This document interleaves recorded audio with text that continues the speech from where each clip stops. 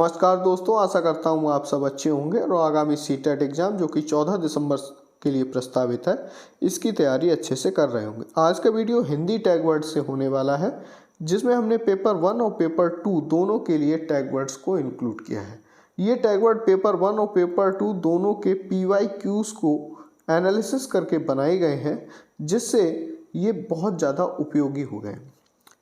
ये tag words आपके लिए तभी बहुत ज़्यादा हेल्पफुल साबित होंगे जब आप कम से कम 5 PYQs में इन टैग वर्ड्स को अपने आप यूज करेंगे और जो हिंदी पेडागोजी के 15 क्वेश्चन होते हैं उनमें कम से कम आप 12 क्वेश्चन इन टैग वर्ड्स की मदद से सही कर पा रहे होंगे। अगर आप 15 में से 12 क्वेश्चन अगर आप टैग वर्ड की मदद से सही कर पा रहे हैं, तब ये मान के चलिए कि आप इन्हें अच्छे से यूटिलाइज करना सीख गए हैं। अन्यथा सिर्फ आप इनको पढ़ लेंगे तो ये मान के चलिए ये आपके लिए बिल्कुल भी उपयोगी नहीं है। तो ये मेरी एडवाइस थी, फर्स्ट एडवाइस थी। अगर आप इसको मानेंगे तभी ये टैग वर्ड मान के चलिए आपके उपयोगी हैं 100%।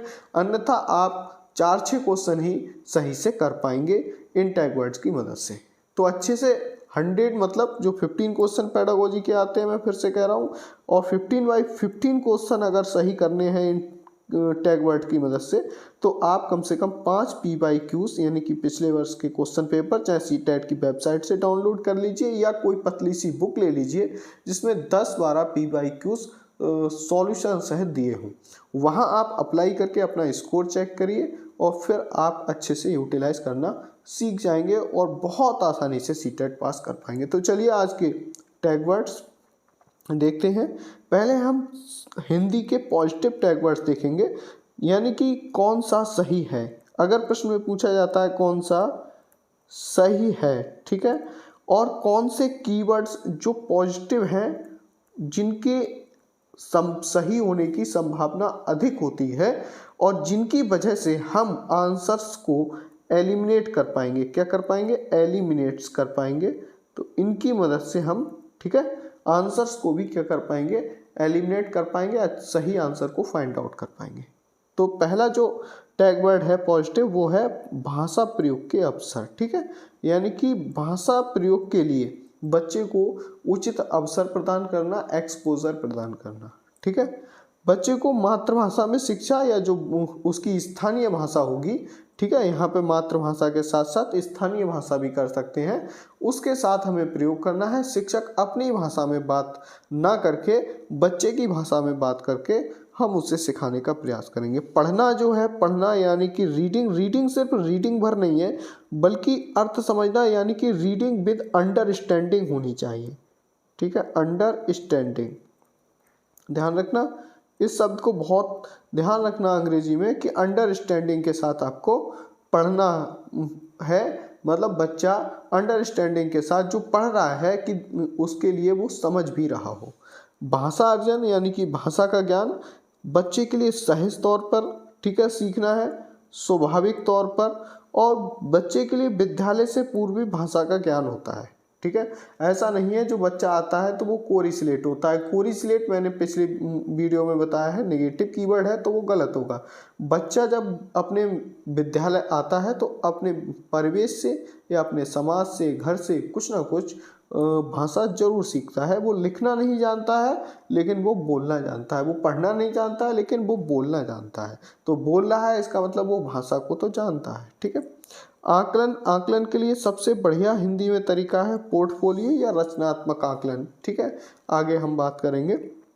पोर्टफोलियो क्या है? पोर्टफोलियो एक तरीके से जो बच्चा है उसका पोर्टफोलियो होता है, उसमें उसका नाम, पता और उसकी पूरी डिटेल्स एक तरीके से हम रखेंगे। तो जो बच्चे की पूरी डिटेल्स होती है, ध्यान रखिए, वो बच्चे का पोर्टफोलियो कहलाता है। भाषा की विविधता हमें बहुत सम्मान करना है, क्योंकि बहुत सारे जो बच्चे ग्रामीण क्षेत्र से आते हैं या अलग अलग क्षेत्र से आते हैं, अलग अलग संस्कृति से आते हैं, तो उनकी भाषा अलग अलग होती है। लेकिन हमें उस भाषा को कोई रुकावट नहीं समझना है, बल्कि उसे एक रिसोर्स और संसाधन की तरह प्रयोग करना है। बच्चे को विचारों की अभिव्यक्ति की स्वतंत्रता देनी चाहिए। बच्चे को भाषा सिखाने का सबसे बढ़िया साधन है जब बच्चा फर्स्ट क्लास में आता है, यानी कि 6 साल का बच्चा है या नर्सरी क्लास में आता है, तो सबसे पहले हम उसे बोलने का मौका देंगे। जब वो बोलेगा तो उसका क्या होगा, भाषा विकास होगा। ठीक है, तो लैंग्वेज डेवलपमेंट के लिए विचारों की अभिव्यक्ति की स्वतंत्रता होना और उसे पूरा अवसर मिलना भी बहुत आवश्यक है। ठीक है, भाषा सीखने की क्षमता जन्मजात होती है। ये नॉम चॉम्स्की ने कहा था कि जो भाषा सीखने की क्षमता है वो जन्मजात होती है। ठीक है, इसके बाद है देखिए, हाँ एक बात और बता दूं कि नॉम चॉम्स्की ने एक और चीज बताई थी। उन्होंने बताया था कि जो व्याकरण है वो सार्वभौमिक व्याकरण की उन्होंने बात की थी। ठीक है, सीटेट में प्रश्न आया है इसलिए मुझे ध्यान आ गया कि सार्वभौमिक व्याकरण शब्द, अगर सार्वभौमिक व्याकरण शब्द आ जाए तो आप सीधे नॉम चॉम्स्की सही आंसर लगाएंगे। लेखन मौलिक होना चाहिए। ठीक है, बाल साहित्य का प्रयोग करना, अब तो लाइब्रेरीज होती हैं स्कूलों में, तो वहाँ जो जितना बाल साहित्य अधिक होगा, बच्चे जितना पढ़ेंगे उतना भाषा का विकास होगा। प्रिंट समृद्ध माहौल, यानी कि प्रिंट रिच मटेरियल, जो स्कूल्स में जिसे TLM कहते हैं, टीचिंग लर्निंग मटेरियल एक तरीके से कहते हैं, जो पढ़ाने में हमारी सहायता करता है, वो विद्यालय में होना चाहिए। उसी से बच्चा जो है अच्छे से सीख पाता है। तो ये पॉजिटिव टैग वर्ड्स हैं। विविधता और विभिन्नता का सम्मान। ठीक है, ये बहुत टैग वर्ड्स जो मैंने बता ही दिया। भाषा अधिगम, यानी प्रयासपूर्ण भाषा सीखने का पूरा प्रयास करना चाहिए, और बच्चा जैसे विद्यालय आने से पूर्व कुछ ना कुछ भाषा जानता है, ऐसे ही विद्यालय जाने के बाद भी उसका भाषा डेवलपमेंट होता है। यानी कि सिर्फ वो घर में सिर्फ विद्यालय में ही भाषा नहीं सीखता है औपचारिक तरीके से, बल्कि वो समाज से, परिवेश से भी भाषा का ज्ञान उसे होता है। यानी कि औपचारिक तरीके से भाषा सीखता है और अनौपचारिक संसाधनों के द्वारा भी उसकी भाषा का डेवलपमेंट होता है। रचनात्मक आकलन हमेशा पॉजिटिव मानिए इसे, फॉर्मेटिव असेसमेंट को। भाषा को समुन्नत करना, समुन्नत मतलब प्रमोट करना, बहुत जरूरी है बच्चे को प्रमोट करना, भाषा बोलने का एक्सपोजर देना। पठन सामग्री जो है बच्चों की पहुंच में होनी चाहिए, यानी कि बाल साहित्य का प्रयोग होना चाहिए। और जो स्कूल होता है, स्कूल में जो रीडिंग कॉर्नर्स होते हैं या जो TLM है या प्रिंट रिच मटेरियल है, वो इतने ऊपर नहीं लगा होना चाहिए कि वो बच्चे की पहुंच से दूर हो। जो बच्चे छोटे होते हैं तो इतनी ऊंचाई पर ही लगा हो जिससे बच्चे वहां तक पहुंच सकें। तो दोनों बातें हैं, यानी कि उनकी जो पठन सामग्री है बच्चों की पहुंच में होना चाहिए, और जो लगा है अगर मटेरियल जहाँ भी, ठीक है, प्रिंट रिच मटेरियल जिसे हम कहते हैं अब TLM की जगह पर। ठीक है, तो TLM का नाम एक तो ध्यान रखिए अब हो गया है प्रिंट रिच मटेरियल। ठीक है, तो वो जो है बच्चे की पहुंच में होना चाहिए। कुछ निगेटिव कीवर्ड्स हम देखेंगे, यानी कि कौन सा सही नहीं है। ये कभी सही नहीं होंगे। अगर आपसे देखिए ये सही नहीं होंगे, कभी आपसे पूछा जाए वो कौन सा सही है, तो जो सही नहीं होते हैं हम उनको फाइंड आउट करके कट कर देते हैं, तो एलिमिनेट करके सही उत्तर पर पहुंच जाते हैं। ठीक है, तो कहीं भी अगर लिखा हो केवल, सिर्फ, ही या भी, ओनली शब्द का अगर कहीं भी प्रयोग हो तो वो आंसर कभी भी सही नहीं होगा। चूंकि हिंदी है तो इंग्लिश वर्जन उसमें अवेलेबल नहीं होगा। ठीक है, हिंदी लैंग्वेज के लिए इंग्लिश वर्जन अवेलेबल नहीं होगा, आपको हिंदी से ही काम चलाना पड़ेगा। तो इसलिए यहाँ पर कोशिश करिए हिंदी को ही ढंग से पढ़िए। अगर आप इंग्लिश में समझेंगे हिंदी के लिए, फिर वहाँ पर आप अच्छा स्कोर नहीं कर पाएंगे। तो केवल, सिर्फ, ही, भी है तो फिर ये निगेटिव कीवर्ड है। मानकीकृत भाषा या मानक भाषा पर बल बिल्कुल नहीं देना है। इस मानकीकृत पर या मानकों पर, स्टैंडर्डाइज करने पर बिल्कुल बल नहीं देना है। वैज्ञानिक शब्दावली का प्रयोग नहीं करना है, मैंने बताया ही। मातृभाषा का प्रयोग करना है, स्थानीय बोली, स्थानीय बोलचाल का प्रयोग करना है। वैज्ञानिक शब्दावली निगेटिव कीवर्ड्स है, व्याकरण भी निगेटिव कीवर्ड्स है। ठीक है, मानकीकृत भाषा, मानक भाषा, वैज्ञानिक शब्दावली, व्याकरण सीखने पर जोर नहीं देना है, बल्कि भाषा सीखने का अवसर बताना है। चाहे वो गलत बोले, सही बोले, जो भी बोले, बस बच्चा बोले और सीखे। स्मरण करना, याद करना, ठीक है, रटाना, कंठस्थ कराना, सारे निगेटिव कीवर्ड्स हैं और किसी भी सब्जेक्ट में आए ये निगेटिव ही होंगे। ठीक है, सुंदर लेखन या लिखावट ठीक है, अगर बच्चा अच्छा लिखता है, सुंदर लिखता है तो हम अप्रिसिएट करेंगे, लेकिन प्रत्येक बच्चा जो अच्छा नहीं लिख पा रहा है हम उसे इतना फोकस नहीं करेंगे कि अच्छा ही लिखे।